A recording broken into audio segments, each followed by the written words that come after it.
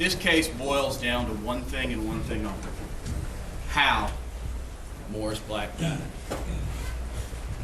This case is not about what happened to Morris Black's body after he was dead. This case is not about what Bob Durst did after Morris Black died.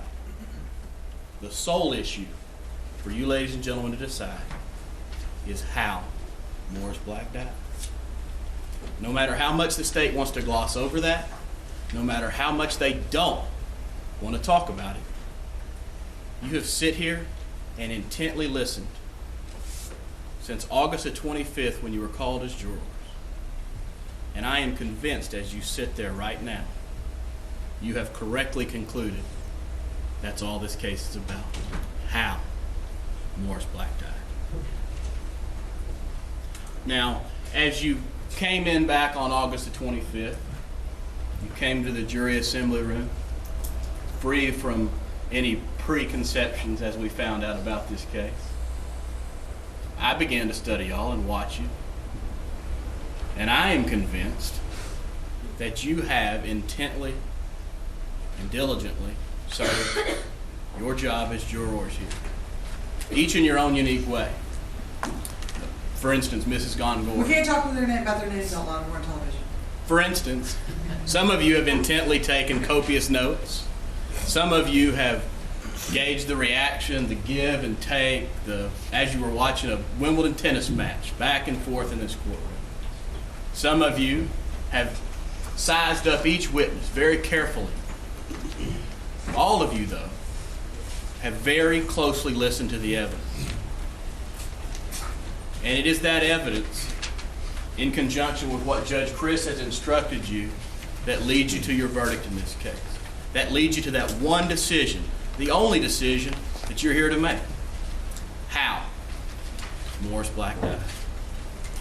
I'm going to take a few minutes this morning to talk about the court's charge, what Judge Chris has instructed you. It's kind of like a direction, a guide, a roadmap of how you get to your verdict, how you answer that one question.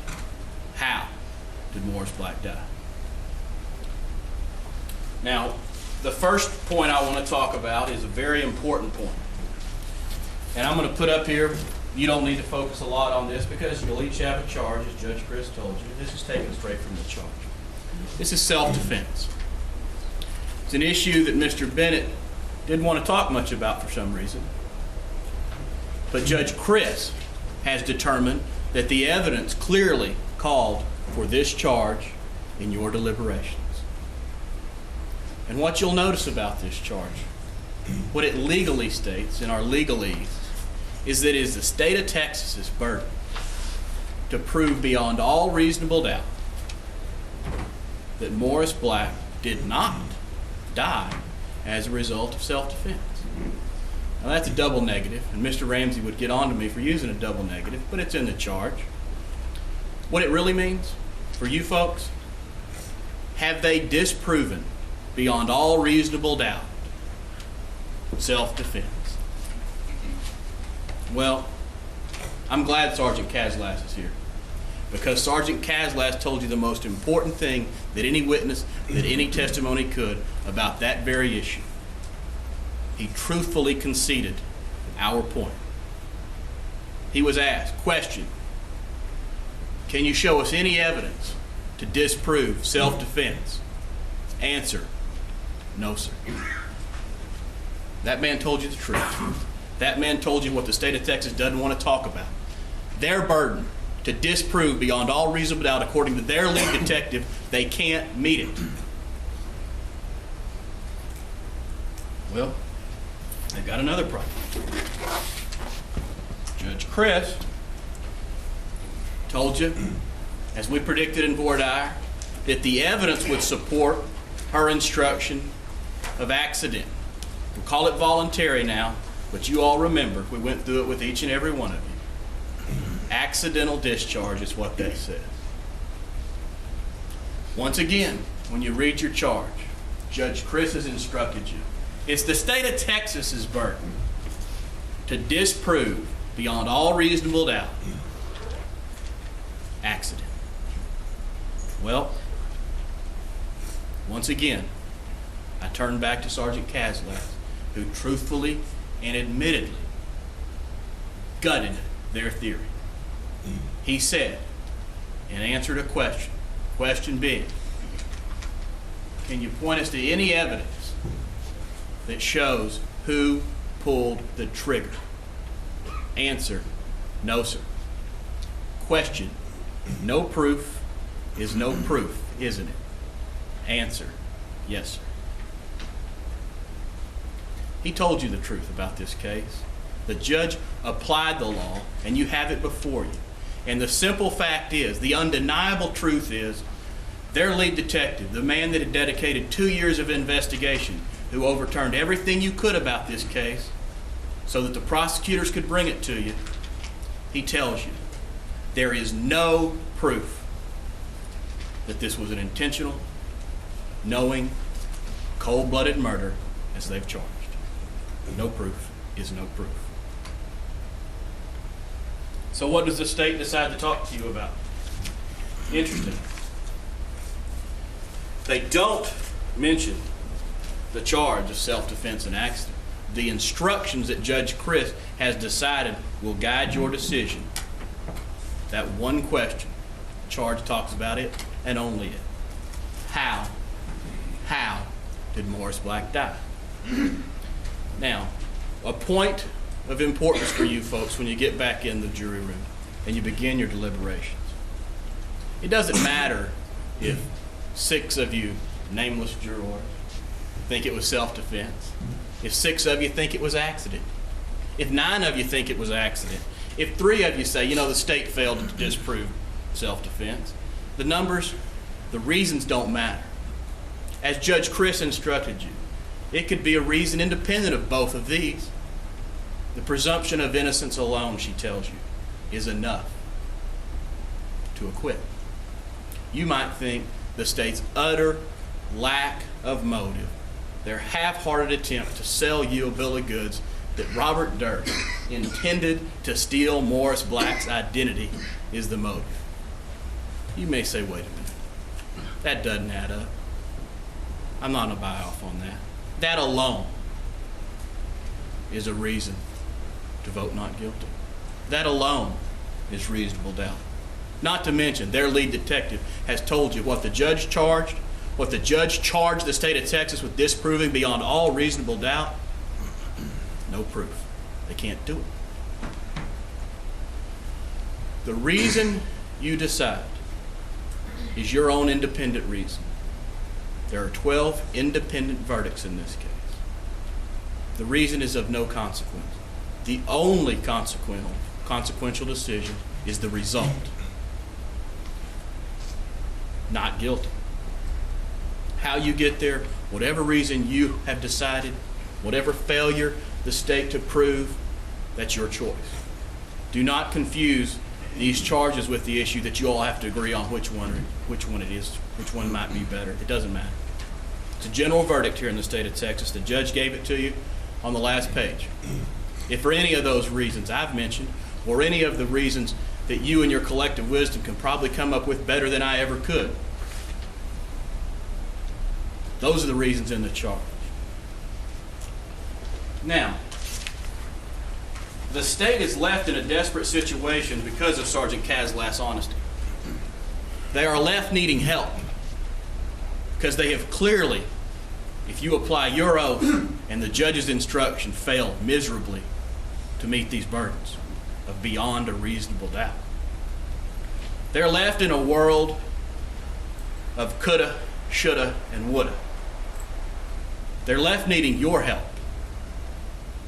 They're left needing you to fill in the gaping holes in their case. They're left needing you to say, well, if the state had just presented this, if the state could have just done this, if the state would have. It's not how it works. We began back in voir dire with Judge Chris instructing you on the law and your duty. Possibly guilty, probably guilty. We all talked about that. What that means is not guilty. Because their burden The burden they didn't bother to talk to you about yet this morning is beyond all reasonable doubt. Before you can consider taking someone's life, putting him in the penitentiary for the rest of it, that is what's required. There is no coulda, shoulda, woulda. The state, make no mistake, has presented their best case. They have simply failed to make their case and disprove self-defense beyond a reasonable doubt, or disprove accident beyond a reasonable doubt. And reasonable doubt is defined for you. It's on page 6 of your jury charge. It's very, very important in this case. The definition is, a reasonable doubt is a doubt based on reason and common sense. Reason and common sense. Back on August the 25th, you filed into the jury assembly room. They asked you to, before you walk through the metal detectors, empty your pockets, put your cell phone, your keys, all your stuff in that basket. Judge Chris specifically didn't ask you to check your common sense at the door. That's what the state needs you to do to get past their burdens, is to suspend common sense and reason and emotionally react solely on blind emotion. Because if you think about what they've told you, it's all about emotion. It's not about the charge. It's not about the law. And it's certainly not about the burden of beyond a reasonable doubt. Now, reasonable doubt is what you make it. Other than the definition that it must be based on your reason and your collective common sense, the Court of Appeals in their infinite wisdom decided we didn't need to give you a definition anymore. So what I like to do is give an analogy, a real life example that can somehow, in my terms, for me, help understand exactly how strong, how convincing, how overwhelming beyond all reasonable doubt must be. For me, I use football, something that I think is life. But a score in a football game, 65-13, 50-0, 49-7. That is a convincing and overwhelming exhibition of proof beyond a reasonable doubt. Who is the better team? Who scored the most points? It's not 21-14. It's not something that's close. Beyond a reasonable doubt is the most overwhelming and highest standard we have in our justice system for that reason. It cannot be a close call. Under these facts, Judge Chris's charge, this isn't a close contest. The state has wholly failed to reach a 65-13, a 50-0. It's so close of a case, they might not win it in a civil court beyond a preponderance of the evidence. Sergeant Caslas honestly admitted that to you when he told you, no proof is no proof. So, their emotional ploys. During cases that are this long, we're often called to think about an example of life that everybody can identify with, something that they've learned, something that's ingrained in our way of being that teaches us about the case. As I've reflected on the weeks we've spent together and all the things you've heard, I'm reminded of something my grandfather taught me. Now, my grandfather was a barber for over 50 years before he died. He was the smartest man I've ever known. And one lesson that he taught me from dealing with people every day, he didn't just simply cut hair. He was friend, political advisor, marriage counselor.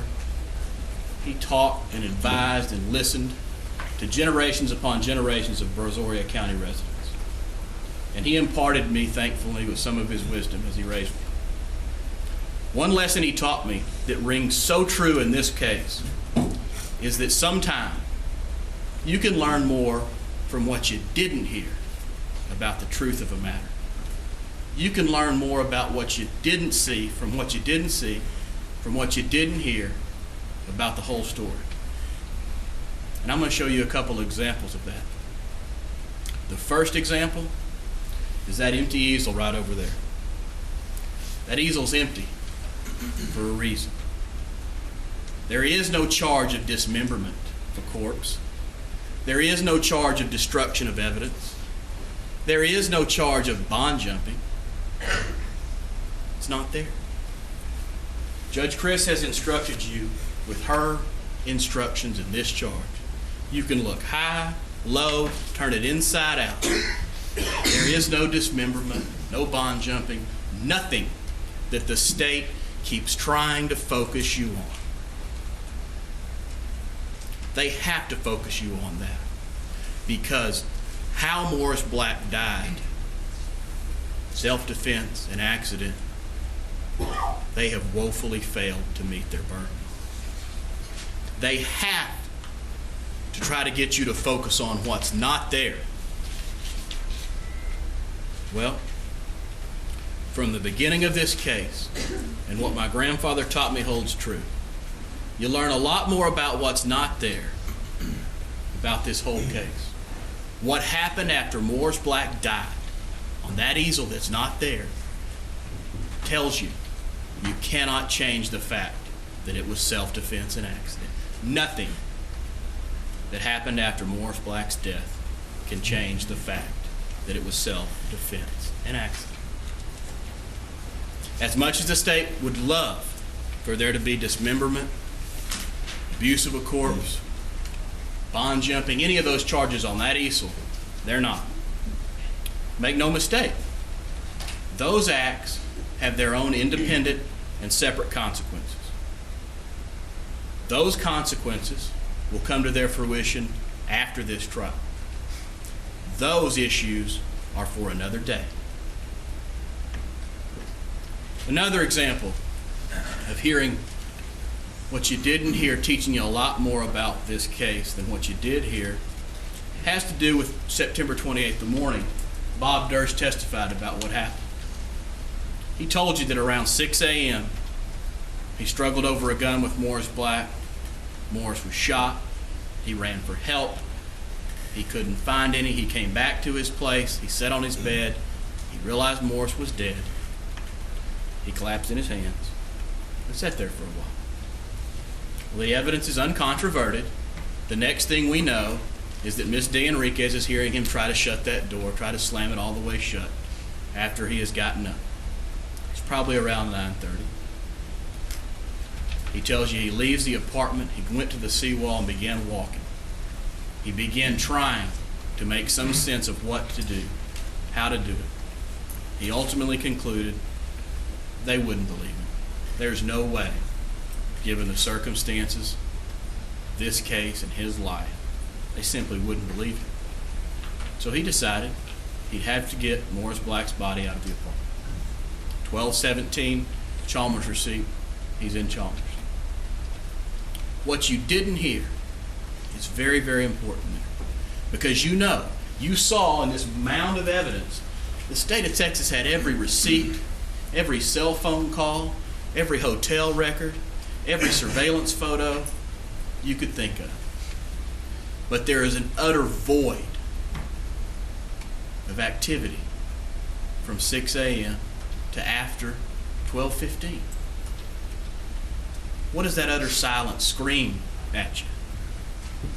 It screams Bob Durst told you what really happened.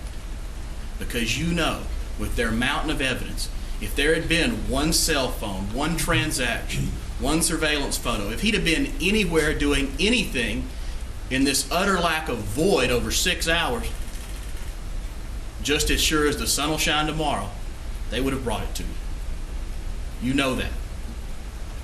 But that lesson really rings true. What you don't hear teaches you the whole truth. The truth that Bob Durst told you.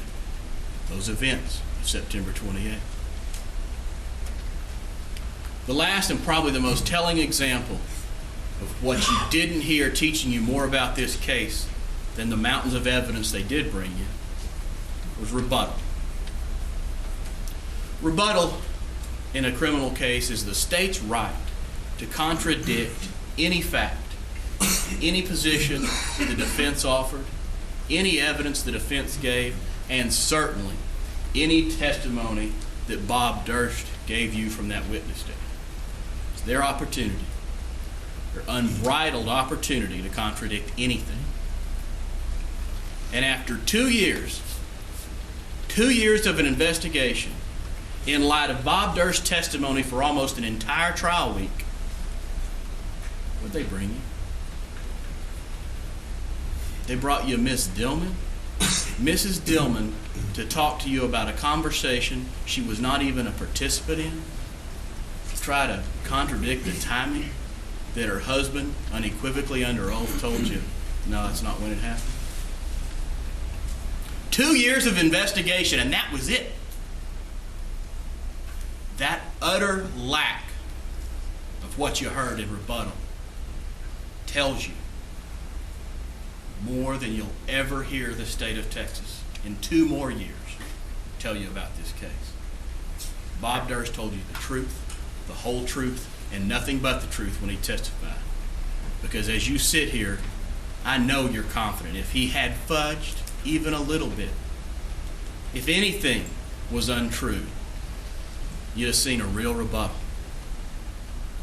What you didn't hear tells you a whole lot more about the truth. Now, you're going to hear more comments the rest of the day. I want to leave you with something as you listen to those comments and take it back with you to your deliberations if you need it. That's what I started with. The how. The how is what matters. And what the state, in the desperate situation they find themselves in, wants you to ignore is that how. They want blind emotion to replace reason and common sense. The reason and common sense that Judge Chris instructed you is the measuring stick. A reasonable doubt is a doubt based on reason and common sense. Yet all the state wants to talk to you about are emotionally charged subjects. And I understand why. You understand why. Sergeant Kazlas told you why. Because with reason and common sense, they cannot come close to their burden. But with emotional things, like hollow point bullets, bow saws, meticulous, calculated cleanups, those are all emotional Hail Marys. It's all they have left. But if you use your reason and common sense and really look at them, you won't be fooled, you won't be dissuaded, you certainly won't be moved off your reason and common sense. Hollow point bullets, you've seen the evidence. Every time Bob Durst bought any bullets from a sporting goods store, from a gun store, he bought hollow point bullets. It's just the same as you or I pulling into our gas station and getting premium unleaded gas. He got the best bullet they had. The clerks happily sold it to him and made the few extra dollars that a hollow point bullet cost.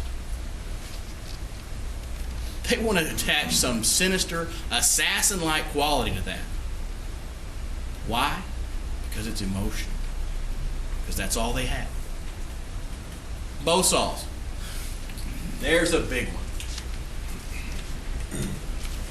Mr. Bennett, not once, but twice, tried to insinuate that Bob Durst bought the bow saw that Morris Black was dismembered with 5 days prior to his death. The problem with that, Mr. Sakachi, the manager of Chalmers, came in and told you there was only one bow saw sold the week prior. That was to Farmers Marine Copper Works. It's that beat up old bow saw that they kept wanting you to see that has absolutely nothing to do with how Morris Black died. They even later conceded he wasn't dismembered with any of these bow saws. These have nothing to do with your decision. They're emotional attempts to save their case. Well, there's one more.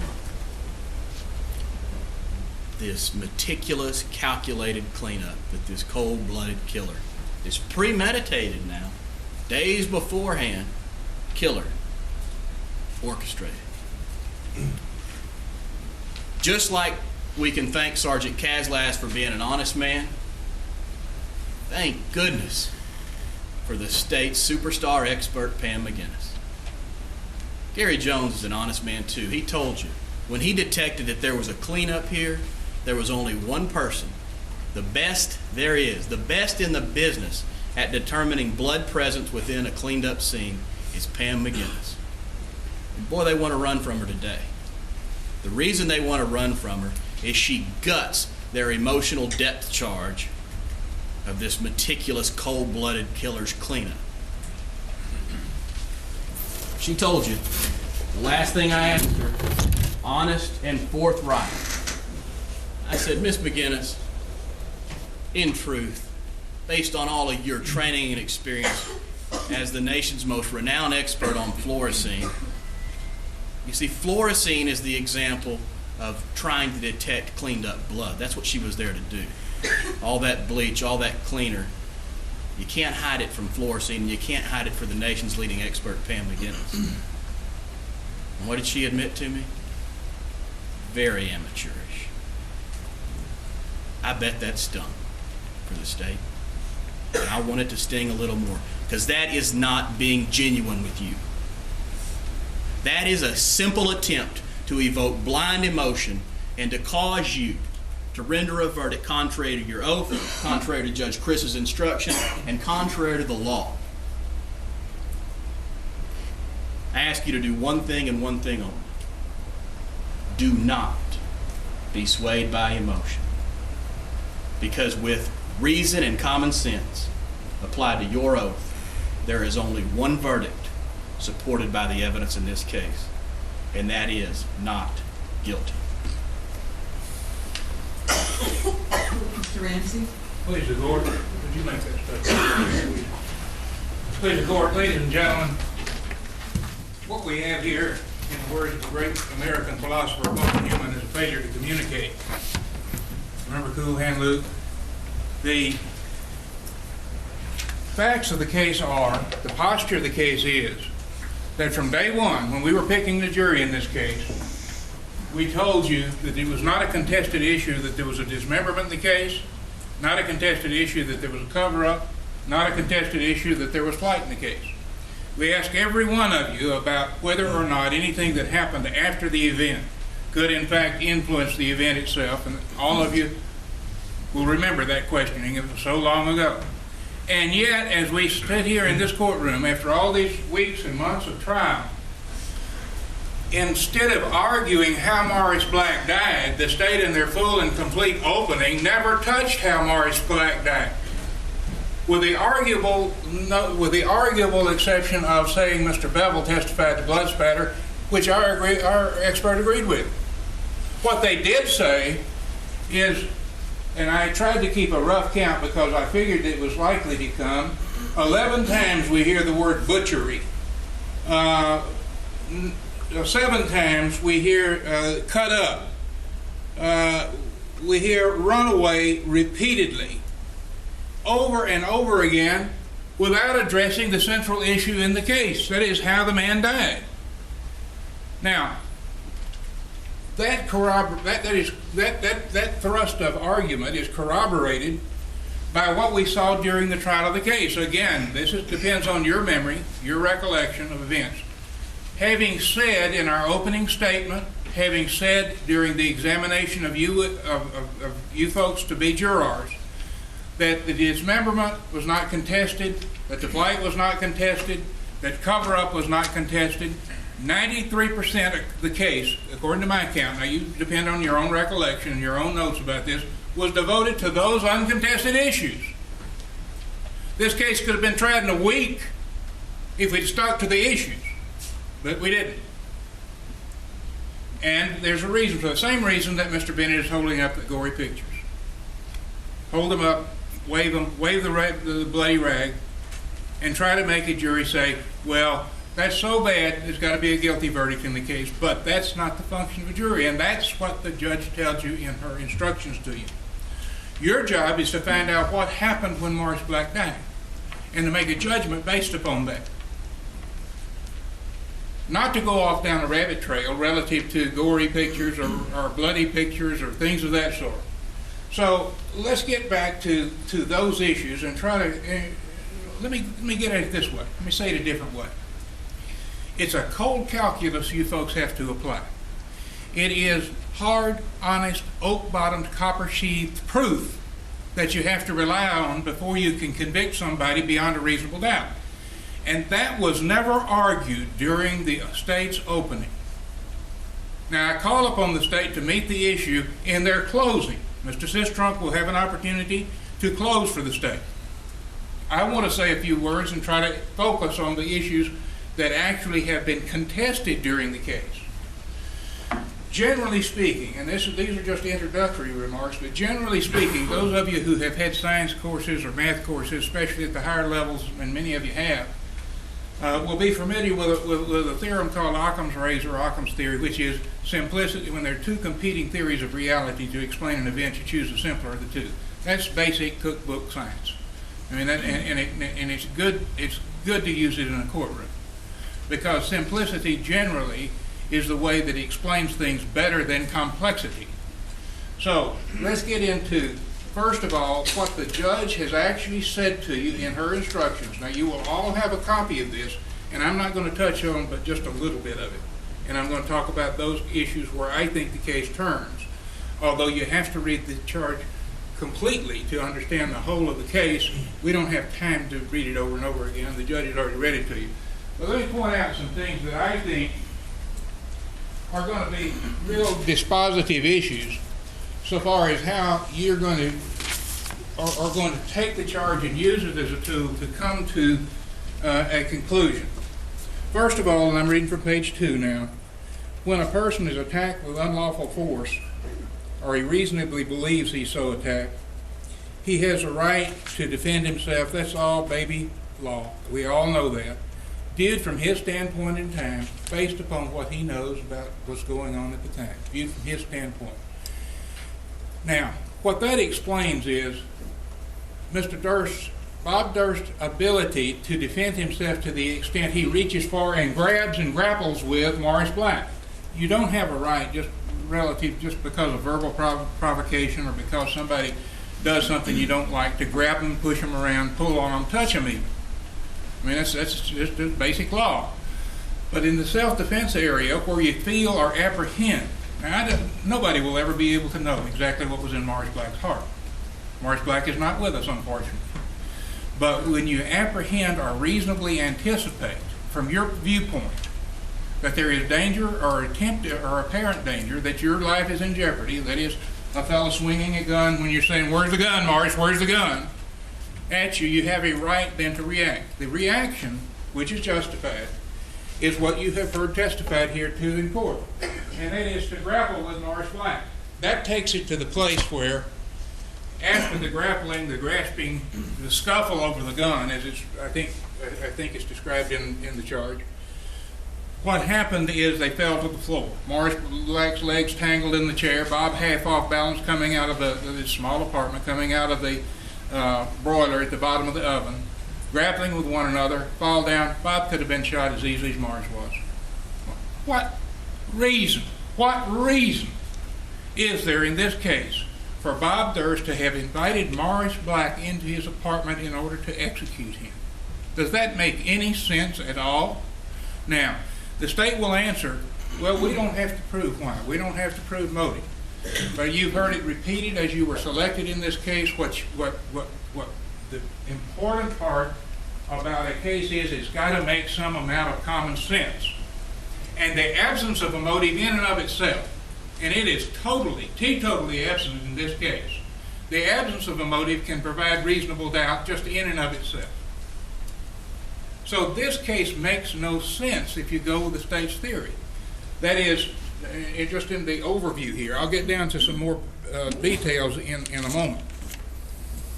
But I want to leave you with this as far as the court's charge is concerned. There are a couple of other places that I want you to I hope you'll pay particular attention to. One is on page 4, where it talks about, pardon me, Your Honor, the court talks about the why it is that we have evidence in about Morris Black's prior disposition to violent conduct, either by word or by deed. And it says, Morris Black, having committed crimes, wrongs, or acts of violence, you may consider the same in determining the decedent's, that's Morris Black, of course, state of mind or his intent, if any, at the time, and whether or not he was the first aggressor. So the reason we heard all the business from South Carolina, from Rosenberg Library, from UTMB, and that sort of thing, is to demonstrate to you that what we're dealing with is an unpredictable and violent, or perhaps not overly demonstrative in absolute terms of violence, but an unpredictable man. One given to fits of rage. One given to bizarre conduct. That's the reason he comes in. We're not here to blacken the name of a dead man. We're here to, however, to buttress the position that he is likely to have done just what Bob said he did, and that is to violently react. And I'll get to why in a little while. Another thing that's in the charge, and this is the key to the charge, has already been talked about, and so I'm not going to go over it again. This is what you've got to believe beyond a reasonable doubt, or the state's got to prove beyond a reasonable doubt. That is, that there was not an accidental discharge. Once it is into the case to the extent that the court finds as a matter of law the jury must be instructed on it, then the burden passes to the state to disprove it beyond a reasonable doubt. They can't do it. That's why they won't talk about it. That's why they don't talk about the case. Now that may give you an uneasy sense. You say, well, somehow that's not fair. They don't have the evidence. They're good lawyers, they just don't have enough evidence. Well, that's where cases fail.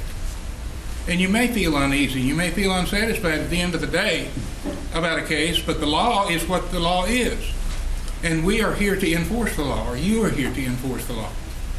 And unless and until they demonstrate by evidence beyond a reasonable doubt that this is not an accidental discharge, and it makes all the sense in the world that this is an accidental discharge when they were struggling or scuffling over the gun. Here's the words accidental discharge, with all of you can see it. If that is not disproved beyond a reasonable doubt, the only verdict that can be written in the case is, under your oath, not guilty.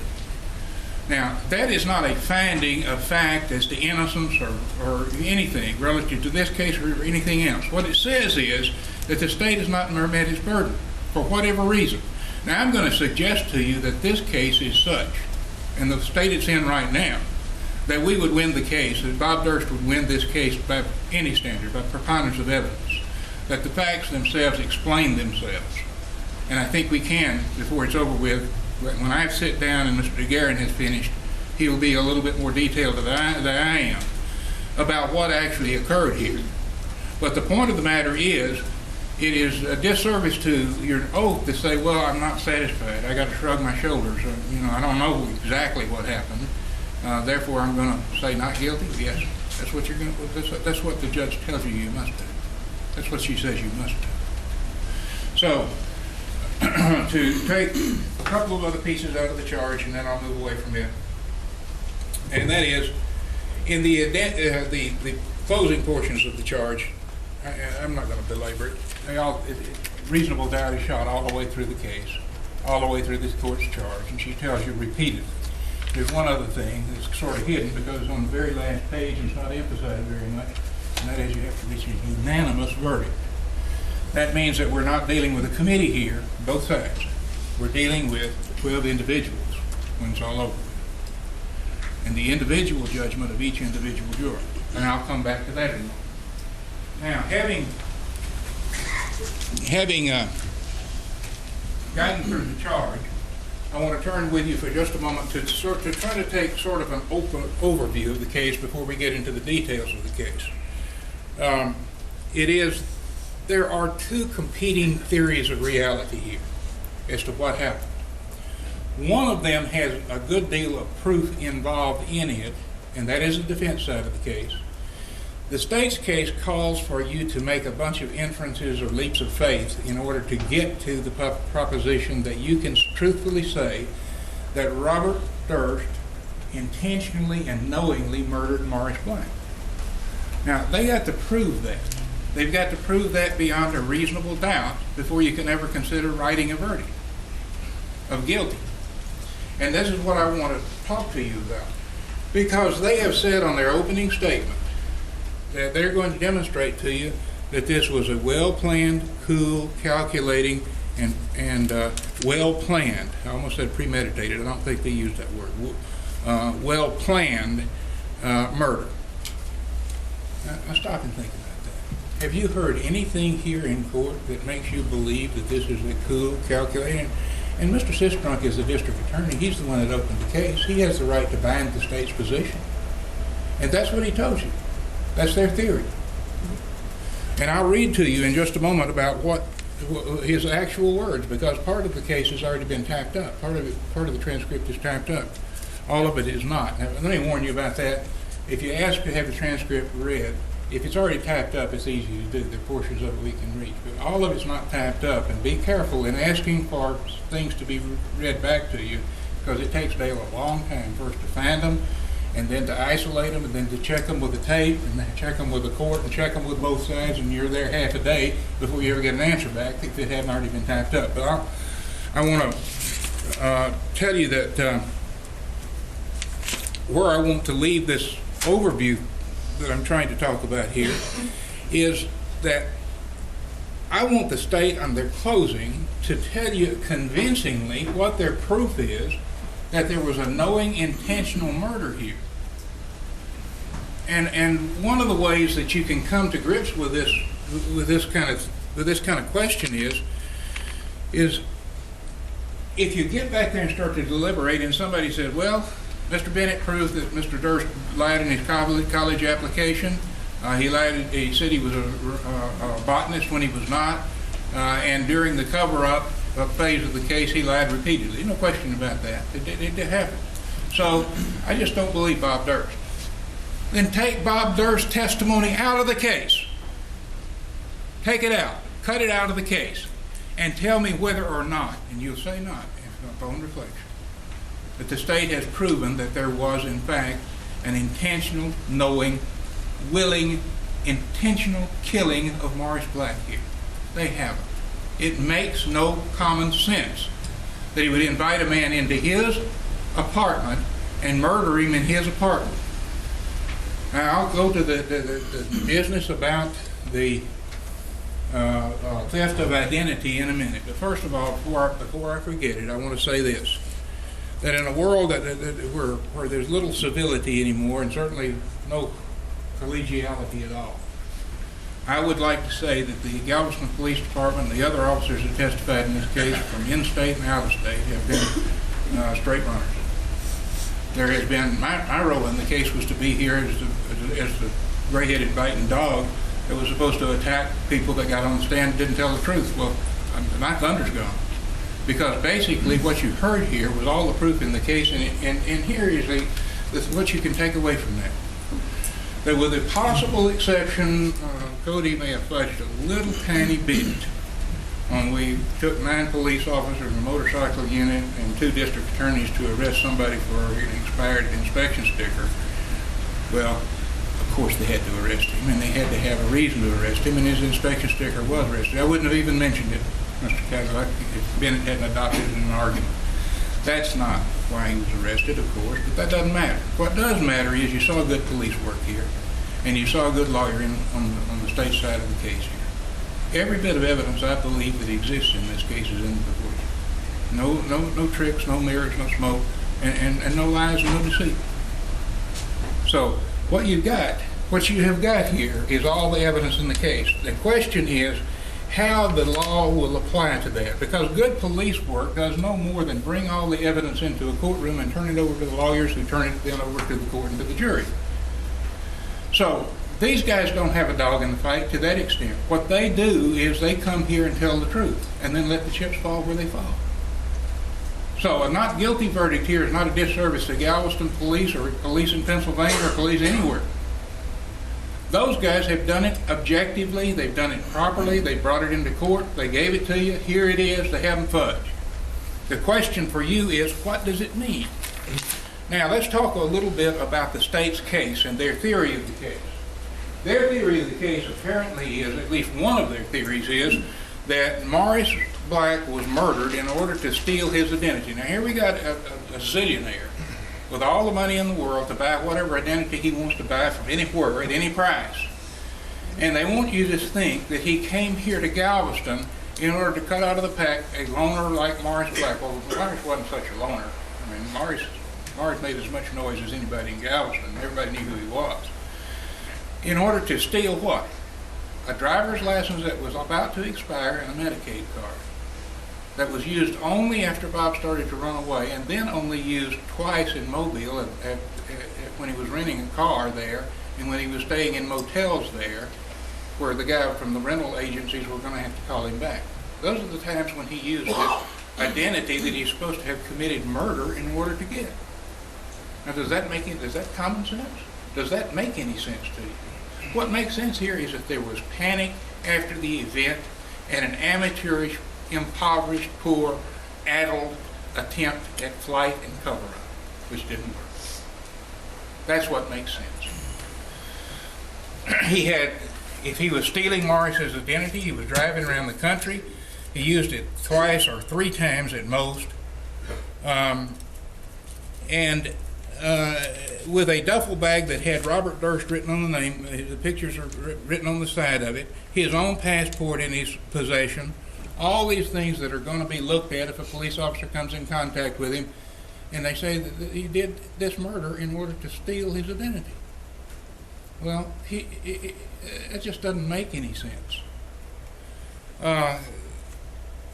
The $9,500 business, there's another problem with half of the story, or just a theory drawn from the story. They're still hanging up there on the board, and I'm not going to go and turn them over again. The state proved that he made a bunch of $9,500 withdrawals here in Galveston. That's the end of their case. And then the witnesses passed. Mr. Lewis was doing that examination, and what happened? He had a pattern that goes back forever of $9,500 withdrawals. Now, why and what was going on with those withdrawals were to accumulate money. He was, in fact, fleeing from and running away from Ms. Pirro, and I'll have much more to say about her in a minute. Ms. Pirro and her non-case or non-investigation. But does it make any sense that Mr. Durst would come here to Galveston in order to put on a Dorothy Signer costume and rent an apartment and go undercover and wait for months and then decide he's going to murder Morris Black in order to steal his identity? No, it doesn't make any sense. It doesn't make any sense at all. There's no motive here to kill his best friend. Morris Black's the guy that his running buddy here in Galveston. If you stop and think about it, if it weren't such a tragic situation, it would be kind of an amusing one. Morris out in front like a terrier dog, biting and snapping at various people, and Bob walking behind, generally a little bit toked up, kind of cooling things down. It's an odd couple. It's an odd situation. It's not a murderous situation. This is not a plan, a scheme, a design to kill somebody, to steal their identity. You've got to use, and the judge uses this term in her charge, common sense in coming to conclusions in a case like this. Yes, there were primitive attempts at a cover-up here. He paid Morris's rent. He did go back. Here's one of the most amazing things about the whole case.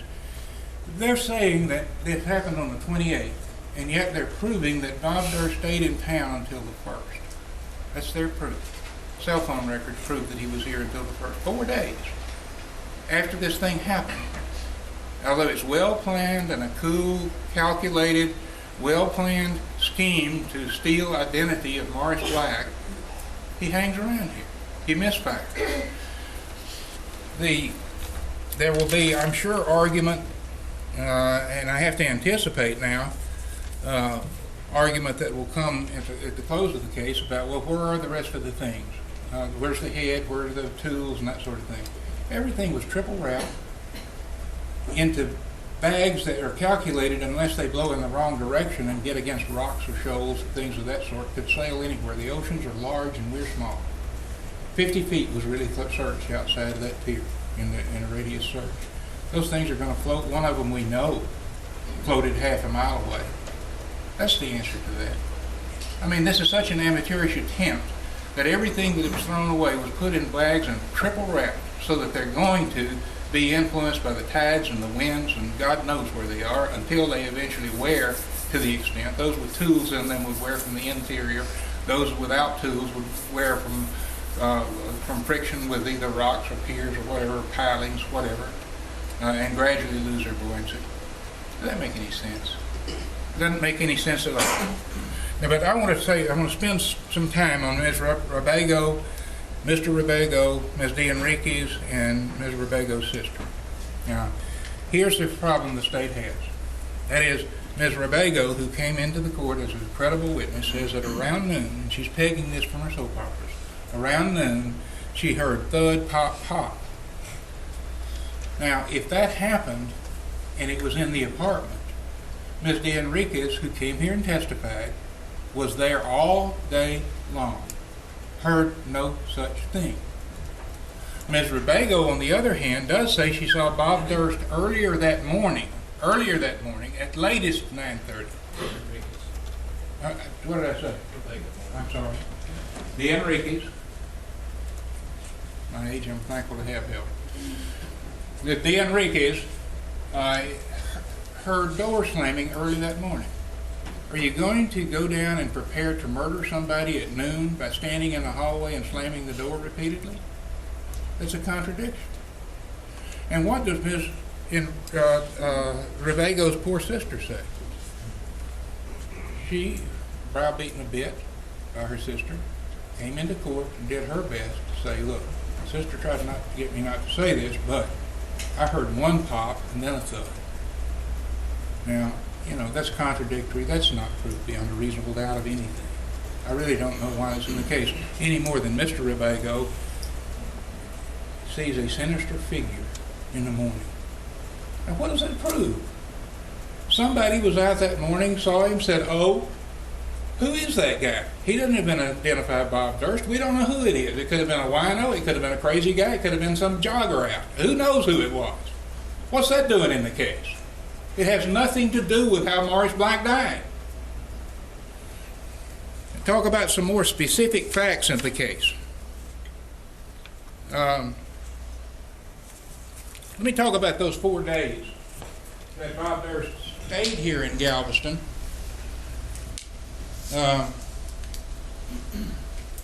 Doing his cool and calculated plan. While I'm at it, let me read the actual words that were spoken on the opening statement. Here's what was said. That the defendant very calmly, without hesitation at all, voluntarily and without panic, took action on his plan. Fully alert, the defendant took charge of the crime scene. He killed Maurice Black and put the rest of his plan into action. I'm quoting directly what Mr. Sistron said. Now let's look at what actually happened during those 4 days. What the proof of the case is, not what the argument is. That's argument. That's not proof. What the proof of the case is that during those 4 days, and part of this comes from Bob Durst's testimony, and most of it comes from records instead of his testimony, is that after the accident, on the morning of the 28th, when Ms. DeEnriquez heard the door slamming then later on during that day, and remember the DeEnriquez's are asleep at 6 o'clock in the morning, which is when the accident happened. But later on during that day, she heard door slamming, and then Bob testified that he went out, walked the seawall, and thought, my God, they'll never believe me. Here I am, the notorious person all over the nation because of Ms. Piro's investigation, which I'll talk about again in a moment.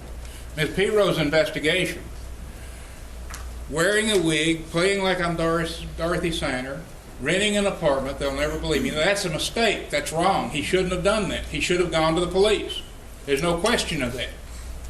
But the point of the matter is, that's what happened. Then what did he do to execute this well-oiled plan? He stayed here. That afternoon, he went to the bank. He did a primitive kind of cover-up then in paying Maurice's rent.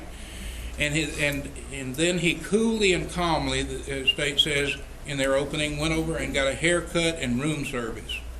Well, if he's going to cover something up, why didn't he just leave town? Why didn't he just take off? Just walk away from it? He's rented the apartment of Dorothy Sander. None of this makes very much sense. It certainly is not a cool, calculating plan. The next day, that's the day of the dismemberment. Drunk, stoned on marijuana. It happened. They say he lies about being able to remember, but he finally remembered. He told you it was bloody and it was awful and he regrets it. It's a terrible thing. And there's no justification for it. But as Mr. Lewis said, that's for another jury on another day. That's for another trial, with another jury, with another charge. That's not what we're here to litigate. Then he stays that night. Halcyon, overnight at the records verify that he was overnight at the San Luis again that night. Sunday, fitful sleep, visions of the bags still floating, or one of them being out at the end of the pier. And then he goes out there and comes back and goes to the apartment. Goes out there, comes back, goes to the apartment. Goes out there, sees the police, goes back to the apartment. Got the money, got the dope. Next day, forgot it. Didn't even remember. Because on the fourth day that he stayed here, and we have calls to their telephone calls to corroborate all of this. On that fourth day, he comes back and was probably in the house at the time the police were actually circling around looking at cars. Back in the house to get the dope that he had already taken out but forgotten about, and to go and get the money from under the church, which he had forgotten he had. Does that just strike a chord with somebody that's high on halcyon and dope? Of course it does. But does it strike a chord with somebody who's got a plan, an evil scheme designed to murder somebody, steal their identity, and flee? No, it does not. No, it does not. Now, the bruises. Maurice Black was a heart patient who was full of Coumadin, full of aspirin, full of God knows what else. You can look at the medical records and see what all. There's no explanation for where bruises came from. Certainly none of the witnesses corroborate, nor is there any proof in the case that there was this merciless beating that Mr. Bennett wants you to believe. Based on what? Based on the fact that Maurice had some bruises on him? None of these are what's the so-called defensive wounds or any of that sort of thing. They're bruises. We don't know where he got them. They don't know where he got them. But there's no merciless beating here. It did not occur. There's no proof of that. Those are just suggestions. Those are just coulda, shoulda, wouldas, wishes. They are not proof. And there must be proof in the case in order to bottom a guilty verdict. Where is the contradiction in the case so far as the self-defense accident theory of the case that we have had on file in this court for well over a year? You've heard proof of that. Where is it? It's not here. Now let's talk a little bit about the defense case, and here I'm going to finally talk about Miss Janine Pirro. I want you to think about what that woman did in this case. She's a district attorney in Westchester County who took a case that is no case. There's no case pending involving Bob Durst and the disappearance of his wife, Kathy. No indictment after over 2.5 years of releasing poison into the media. No charges because there is no case there. No self-regarding district attorney is going to try a case by going out to the New York Post and releasing to them the fact, we've got a suspicion about an old case. And until you've seen your picture on the front page of the newspaper being accused of having something to do with the disappearance of a loved one, you don't know what it feels like. And you don't know what it feels like with a person in the frame of mind that Bob Durst was in, certainly. Where does what corroborates this business about Pirro? Every time there was a photo op in Pennsylvania at the search, you heard me cross-examine that Pennsylvania officer. You know what, she didn't break a nail on that search, did she? She didn't really pop out into a sweat while you were searching the car. No, she was there for a photo op. She was there in her limousine with her driver to get on television. One of the officers actually testified she was in TV makeup. She's there at the extradition hearing in Pennsylvania to get on TV again. She even comes to Galveston comes to Galveston to get on television. She's got no case. There's no case pending. Never has been, never will be. But that is the seed that started this whole chain of events here. A woman getting on television for whatever reason she has to get on television, whatever drives those kind of people who are media hungry to get on television, to get into the newspapers, and to cause this whole senseless thing to start, to drive Bob Durst out of New York, to drive him into hiding, to drive him to not wanting to be Bob Durst, to want to be somebody else, to be the person that you've seen him here in court. You know what he's like. A misfit with money that he doesn't really want. A person that after Kathy's disappearance fell into to smoking way too much, and drinking way too much, and doing too little. Now, what do we know about Morris Black? And this is, the court carefully guides you here about why this is off. Did Bob have a reasonable belief? Could it was something based on reason? When the guy had shot the gun twice in the apartment, and by the way, think about how it was that we found the bullet hole and they didn't find the bullet hole during their original search of the apartment, because we knew it was there. We knew where to look. It had been patched. Now, good officers doing a thorough scene search, looking for anything, did not find a bullet hole. We found the bullet hole with our expert because we knew it was there. Morris Black had discharged that weapon twice in the apartment. The second thing that's got to be in Bob's mind is that Morris is unpredictable. You don't know what the guy might do next. He's a friend of mine, but he's volatile. He's seen him get into scrapes with the volleyball players. He's seen him get into scrapes at the salad bar, the buffet lunch. He's seen him get in scrapes on the seawall with a guy bigger than him. And to corroborate all that, Morris has told him some of the episodes that went before, the things that we proved here, to demonstrate who was the first aggressor and whether Bob had reason to believe, look, when he's turning on you with a gun, do you try to grab it and push it away? Of course you do. And that's the reason that we went to so much trouble, not to blacken Morris Black's memory. He apparently had a loose screw. He apparently had a problem with authority, certainly a problem with electric companies and power companies and things like that, but also with kids, with dogs, with the people at the Rosenberg Library who had to get a peace bond on him, problems with UTMB. You heard the lady here say that it's the worst day of her life when she had to deal with a man. Had to have 4-point restraint with people that are trying to actually help him at UTMB. Is he likely to be the first aggressor? Of course he is. We didn't do that just to take time up. We brought those people here to court to testify to you because it tells you something about what the situation was like viewed from Bob Durst's shoes at the time he was called upon to act and did act. That led to tragic consequences. It is a simple theory. It is corroborated by the blood spatter, the position of the blood spatter, by both our expert and their expert. The weapon, I want to talk about the eviction notice. Now, the eviction notice has been circulated among the jury. You can see the pinhole that's in it, where it was obviously tacked up either with a thumbtack or a map pin or something to something. We know that to be sure. You know that because you held it in your hands and held it up to the light and looked at it. Secondly, I want to talk just a moment about the gun. What kind of gun we have in use here. This is not the kind of gun you pick for a secret assassination. He bought it in his own name. He bought it for target practice. It's a target pistol. Because it's a target pistol, it's heavier than normal. You heard the cross-examination of that expert, because that holds it steadier than normal. And in addition to that, it's the kind of pistol that has a very, very light trigger pull. Very light trigger pull. That testimony has been typed up. I'm not going to try to read it all to you, but I ask you to remember that the pressure, that when that gun was tested, it fired at approximately 2 3/4 pounds of trigger pull. Not a hair trigger, but a very, very light trigger pull, because he compared it to the other single action automatic, the 9mm that was also tested, which had 7 3/4 pounds, which is closer to the normal trigger pull.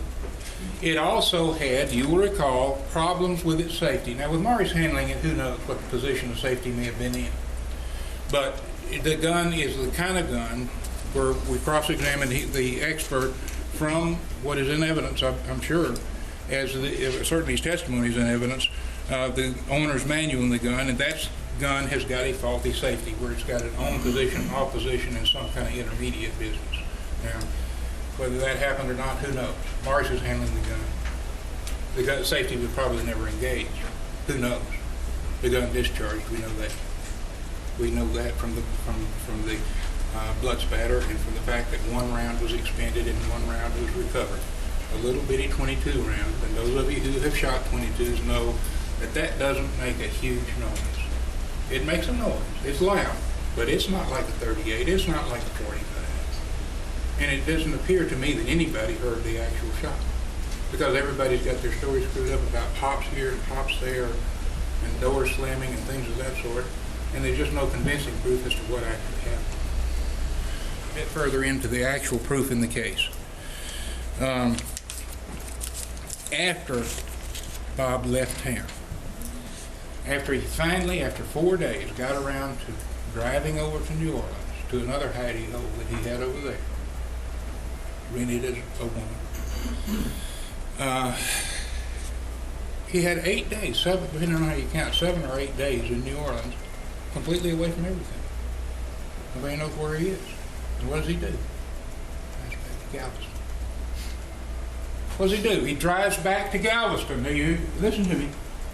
He came back to Galveston after he had gotten completely away. It makes no sense.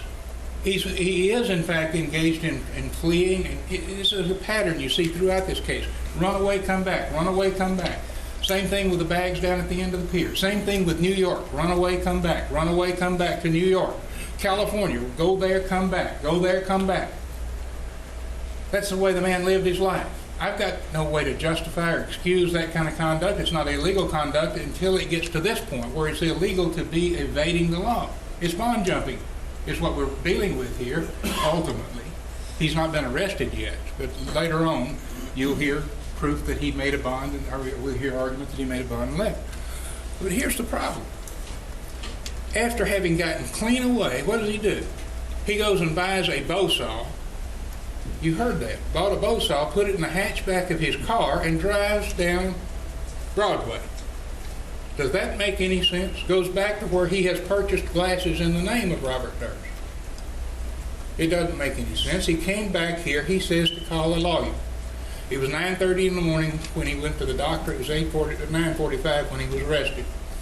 You may believe he was here to call a lawyer, you may not believe, but one thing you know for sure is that he had been in New Orleans, because we got the records from over there, and he came back to Galveston. You know that for sure. Now this is a guy who has, all right, so let me get through this. So he's arrested for an expired inspection sticker, and then makes bond and goes back to New Orleans again, and from there flees to Pennsylvania. But now listen to this. Here is a man with all the wherewithal in the world. They say, well, he couldn't run because 9/11 had just happened. Go down to Laredo, walk across the bridge, you're in Mexico, money will buy anything. Any kind of identity, any kind of destination, anywhere. If this is a part of theft of identity by murder in order to flee somewhere, first of all, none of this needed to happen in order to do that with a guy as wealthy as Bob Durst. But this business here, it makes just no sense at all. What actually happened is after he'd been arrested and released on bond, he got over to New Orleans. He made some primitive attempts to try to get a Texas address in effect, because he had none, and at his old place in Dallas, which is where he had given his identification as living, as in Dallas, because that's where he had a permanent apartment. He had given it up. By that time, Cody had called to find out, who is this guy? New York. And whoever he talked to up there talked to somebody, because we know the Galveston Police Department, through no fault of their own, was literally, in Cody's words, inundated with media calls by Saturday of that weekend. Sunday of that weekend, Monday, it was terrible. So, Bob ran again. He ran away. And he was eventually arrested stealing a chicken salad sandwich in the newspaper at a place near where he went to college, with his head shaved and his eyebrows shaved. Now, that's a bizarre story. I said it was bizarre to start with. It's too bizarre for anybody to make up. It certainly is not a plan. A cold, calculating plan to steal someone's identity and commit murder in order to do it. It makes no sense whatsoever. It does not hold together. And the state has got to have some kind of cogent theory to make you believe that they have proved that Bob Durst killed Morris Black intentionally, knowingly, that means on purpose. And they have said, although the indictment doesn't say this, they have said, and they're married to the position, he did it as a part of a cool, calculated, well-planned, orchestrated event. And you believe that, you know, we can sell you a bridge in New York. It just didn't happen that way. Now, it is tragic, and Bob has expressed regret for thinking it was thought over and over again. If I just hadn't left the gun in the drawer, all I have to do is put the gun in the drawer. None of that would have happened.